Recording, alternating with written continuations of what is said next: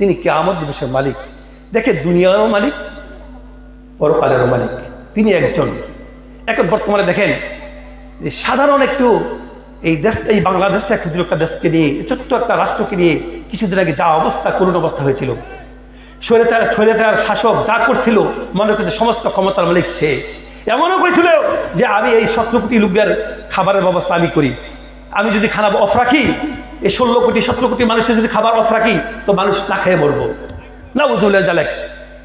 আর যদি আল্লাহ তাআলা যে পৃথিবীর এত বিশাল বান্দারের মালিক, 7 আসমান সৃষ্টি করেছেন, 7 জমিন সৃষ্টি করেছেন, আকাশ বাতাস মহাসাগর আটলান্টিক মহাসাগর সমস্ত সাগর উপমহাসাগর দ্বীপ উপদ্বীপ সব কিছু সৃষ্টি করেছেন তিনি এক আল্লাহ সুবহানাহু ওয়া তাআলা। সে আল্লাহর কত বড় ক্ষমতা। ইয়াকা না'বুদু ওয়া ইয়াকা নাস্তাঈন, একমাত্র তার ইবাদত করতে হবে, তার গোলামি করতে হবে, তারই দাসত্ব করতে হবে। কার করব? আল্লাহ। ইহদিনাস সিরাতাল মুস্তাকিম, এমন পথ নয়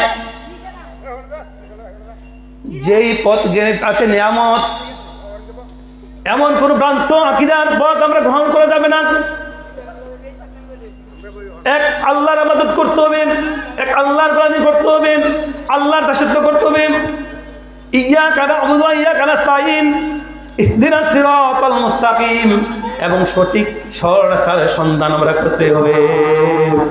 সিরাতাল্লাযীনা আন'আমতা আলাইহিম, যেই পথে রয়েছে নিয়ামত, যেই রাস্তায় রয়েছে নিয়ামত, সেই নিয়ামতের শুকর করতে হবে কার? আল্লাহ।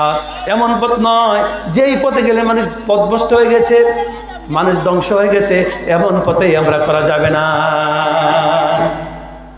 আমার বাইরে গভীর মনোযোগ, একটু আলোচনার দিকে খেয়াল করি।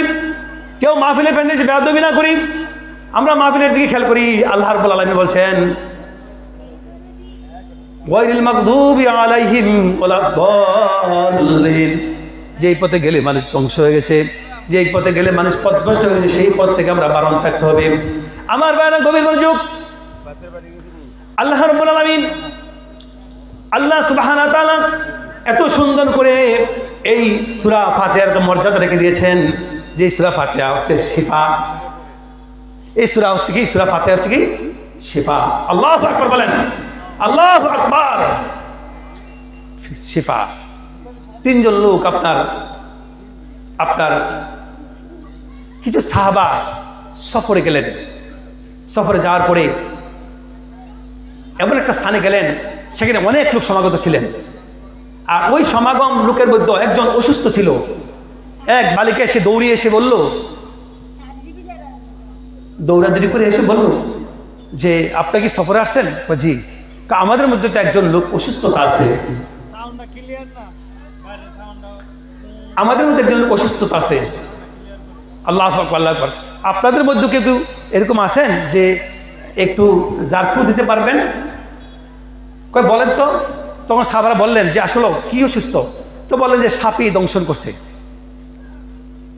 এখন লোকটা অস্থিরতা আছে, খুব বিষাক্ত সাপে দংশন করছে, কিন্তু করার কারণে সে অস্থিরতা, খুব ব্যথায় ব্যতীত হয়ে গেছে। সেই রোগটাকে আরোগ্য করার মতো লোক আপনাদের আছে? হ্যাঁ আছে, একজন কাফালার মধ্যে। এখন এমভাবে একটা লোকে সূরা ফাতিহা পড়ল।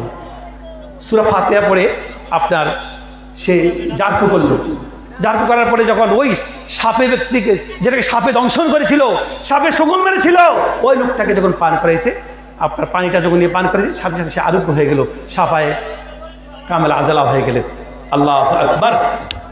ইয়া শাফি আমরাত, ইয়া হাল্লাল মুশকিলাত, ইয়া আরহামার রাহিম। সাপায় কামেল আজালা হয়ে গেল।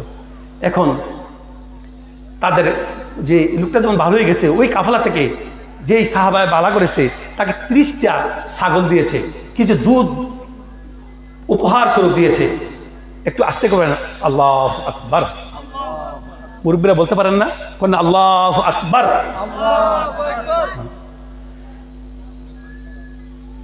এখন এই ছাগলগুলি আল্লাহ রাসূল সাল্লাল্লাহু আলাইহি ওয়াসাল্লামের কাছে দেখলেন। রাসূল সাল্লাল্লাহু দেখলেন, প্রথমে এই লোকটাকে বললেন যে এই লোকগুলি আবার যে লোকগুলি কাফেলার মধ্যে ছিলেন যে তুমি যে পড়লা তুমি কি পড়া তুমি এটা ঝাড়ফুঁক করলা, আমি সূরা ফাতিহা পড়েছি। তুমি অন্য কোনো জানো না? আমি আর কোনো কিছু জানি না। এই সূরা ফাতিহার বরকতে আল্লাহ তাআলা রহমত ও বরকত দান করেছে। এবং আল্লাহ রাসূলুল্লাহ এই শুনতে পারলেন, আর রাসূলুল্লাহ জিজ্ঞাসা করলেন এত ছাগল এত বকরি কেন, কোথা থেকে আসলো এই এত কিছু? এই পুরস্কার তো এসেছে একমাত্র আমরা কাফেলায় গিয়েছিলাম, কাফেলা যাওয়ার পর ঝাড় ফুঁড়ি করেছি, আর একটা বিষাক্ত সাপে কামড় করেছিল, সেই ব্যক্তি ভালো হওয়ার কারণে আমরা 30টা বকরি আমাদেরকে পুরস্কার দিয়েছে, কিছু দুধ দিয়েছে। তো তাই নাকি? আল্লাহ রাসূল সাল্লাল্লাহু আলাইহি ওয়াসাল্লাম খুশি হইলেন, বললেন যে দেখো তোমরা একটা, হ্যাঁ তো আমার জন্য একটা রেখে দিও, বাকিগুলো তোমরা বন্টন করে নাও এবং আনন্দ ফুর্তি করে তোমরা হ্যাঁ সবাই খাওয়া পান করো এবং খাও রান্না করে। আল্লাহু আকবার, কত বড় কারিশমা দেখছেন। তাইলে এখন দেখেন, এখন এক ধরনের লোক আছে যে ঝাড়ফুঁক করে টাকা নেয়। কেন নেয়? একে জায়েজ? হ্যাঁ, হাদিয়া দেওয়া নাই। রাসূল সাল্লাল্লাহু আলাইহি ওয়াসাল্লাম যেহেতু একটা বকরি গ্রহণ করছেন হাদিয়া, তাহলে এতে বোঝা গেল কি হ্যাঁ এখন বর্তমানে এটা জায়েজ। আপনি যে ঝাড়ফুঁক করেন আপনাকে হাদিয়া দেয়, কোনো অসুবিধা নেই। আরে হুজুরে জারাই দিছে মাত্র, আবার টাকা দিব কি? তাবিজ কবজ দিলে টাকা দেয়। এই এলাকায় তো মানুষ তাবিজ কবজ করে। নিয়ম হচ্ছে ঝাড়ফুঁক করেছে, আপনার রোগটা করে আরোগ্য হয়েছে, আপনার সন্তানটা 500 টাকা হুজুরকে মোট করে দেন, আপনাকে কমবে না রিজিকে বরকত হবে? রিজিকে বরকত হবে, সন্তানটা আরো আরোগ্য হবে, ভালো হবে। হুজুর দোয়া করবে রব্বুল আলামিন ওই সন্তান আব্দুর রহমানের সন্তান অসুস্থ ছিল, সুস্থ হওয়ার কারণে একমাত্র তোমার কালামের মাধ্যমে ঝাড়ফুঁক করেছি। রব্বুল আলামিন মেহেরবানি করে আল্লাহ গো আমাকে 500 টাকা বকশিশ করেছে, উপহার স্বরূপ দিয়েছে, সম্মান করেছে, ইজ্জত দিয়েছে আমাকে। আল্লাহ গো তার সন্তানটাকে তুমি সকল জানমাল তাকে তুমি নিরাপত্তা করে দাও এবং তাকে সকল হাজতকে তুমি দূর করে দাও। আমার বাইরে এই যে আল্লাহ রাব্বুল আলামিন বলেছেন পবিত্র কোরআন কারিমে, وَنُنَزِّلُ مِنَ الْقُرْآنِ مَا هُوَ شِفَاءٌ وَرَحْمَةٌ لِّلْمُؤْمِنِينَ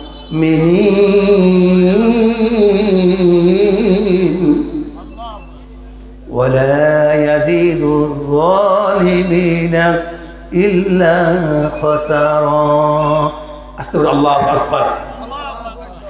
একমাত্র এই মুমিনের জন্য, যারা আল্লাহ পাকের খাস বান্দা হবে, মুমিন হবে, মুমিনের জন্য এটা হচ্ছে কোরআনটা যে শিফা স্বরূপ। وَنُنَزِّلُ مِنَ الْقُرْآنِ مَا هُوَ شِفَاءٌ وَرَحْمَةٌ لِّلْمُؤْمِنِينَ وَلَا يَزِيدُ الظَّالِمِينَ إِلَّا خَسَارًا। কিন্তু যারা জালেম হবে তাদের জন্য এই কোরআন কোনো লাভজনক নয়। যারা জালিম, যাদের পরিপূর্ণ ঈমান নাই, পথভ্রষ্ট, এই কোরআন তাদের ক্ষতি ছাড়া আর কিছু হয় না।